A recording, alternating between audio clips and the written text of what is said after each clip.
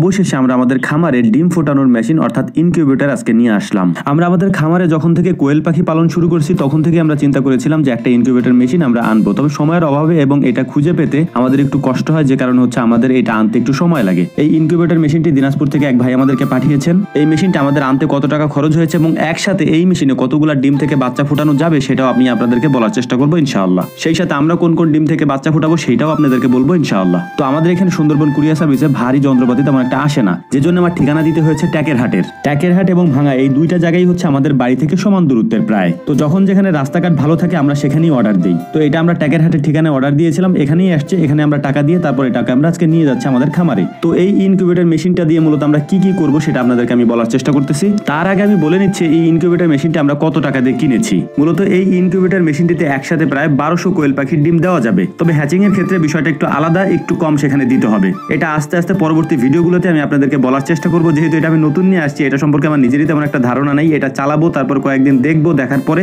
বিস্তারিত এটা সম্পর্কে অভিজ্ঞতা অর্জন করে সেগুলো আমি আপনাদের সাথে শেয়ার করার চেষ্টা করবো ইনশাআল্লাহ। তো মূলত এই ইনকিউবেটর মেশিনটির দাম হচ্ছে 18 থেকে 19,000 টাকা, তবে ওনারা আমাদের থেকে একটু কম রেখেছিলেন। এই মেশিনে শুধু কোয়েল পাখির ডিম না, এটা আমি আগে বলে রাখি, অনেকে হয়তো কনফিউশনের মধ্যে পড়তে পারেন। এটা শুধু কোয়েল পাখির ডিমের জন্য না, এখানে হাঁস মুরগির ডিমও ফোটানো যাবে। তো যাই হোক, আলহামদুলিল্লাহ এটাকে আমরা আমাদের খামারে নিয়ে আসার পরে আনবক্সিং করেছি, খুলে দেখলাম যে ভিতরে একটু একটা কাজ ছিল, ভেঙে গেছে। ওনারা যদিও কাজটা আলাদা করে দিয়েছিলেন, যদিও আলাদা করে দেওয়ার ফলে ওই কাজটাকে আমরা নতুন করে আবার নিয়ে আসছি, তেমন একটা খরচ এখানে হয় নাই আর কি। যেহেতু এটা অনেক দূর থেকে আসছে, সেই দিনাজপুর থেকে ফরিদপুরে আসছে, এটা অনেক দূরের একটা পথ। তো আমরা ভাবছিলাম যে আরো অনেক ক্ষয়ক্ষতি হয়তো হতে পারে, কারণ 3-4টা গাড়ি যেহেতু পরিবর্তন করা লাগছে কুরিয়ার সার্ভিসের মাধ্যমে। তো আলহামদুলিল্লাহ দেখলাম যে না, ওনারা অনেক সুন্দর করে প্যাকেটিং করে দিয়েছিলেন এবং সুন্দর করে বেঁধে দিয়েছিলেন। এটা আসলে প্রশংসার দাবিদার। এর মধ্যে সব থেকে আমাদের যেটা ভালো লেগেছে সেটা হচ্ছে ওনাদের ব্যবহার। যে ভাইয়ের মাধ্যমে আমরা এটা এনেছি উনি অত্যন্ত চমৎকার একজন বিনয়ী মানুষ। এই ইনকিউবেটর মেশিনটি আনার পর থেকে এখনো পর্যন্ত ওনাকে যতবার ফোন দিয়েছি, মেসেজ দিয়েছি, উনি সুন্দর করে আমাদেরকে বুঝিয়ে দিয়েছেন এবং বলে দিয়েছেন কিভাবে আমাদের কি করতে হবে। কোনো ধরনের সমস্যার সম্মুখীন এখনো পর্যন্ত আমরা হই নাই, শুধুমাত্র ওনাদের ব্যবহারের কারণে বা ওনাদের সাথে কমিউনিকেশন করার কারণে। যেহেতু এই সম্পর্কে আমাদের কোনো ধারণা নেই, আগে বড় কখনো ইনকিউবেটর আমরা চালাই নেই বা আমরা এটা করি নাই।